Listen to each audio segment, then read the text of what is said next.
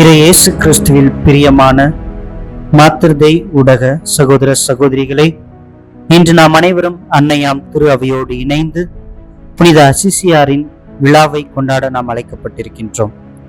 புனித பிரான்சிஸ் அசிசியார் பணக்கார குடும்பத்தில் பிறந்து இளமையான பருவத்தில் உலக மாய கவர்ச்சிகளில் சூழப்பட்டிருந்தாலும் அதன் பிறகு ஆன்மீக வாழ்வே என்னுடைய மையம் என்று ஆன்மீகத்தில் மாற்றம் ஏற்பட்டு ஏழைகள் வறியோருக்கு அர்ப்பணித்து இயற்கையோடு மிகுந்த அன்போடும் வாழ்ந்து எளிமை மற்றும் துணிவின் வடிவமாக பணிவையும் பரிவையும் கற்பித்தார்.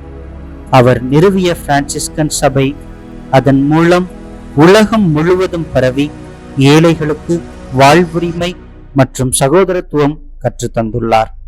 இவர் இறக்கும் தருவாயில், ஓ ஆண்டவரே, நீர் அனுப்பும் சாவு என்னும் சகோதரிக்காக உம்மை போற்றுகின்றேன் என்று சாவை கூட துணிந்து ஆண்டவருக்காக ஏற்றுக்கொண்டார்.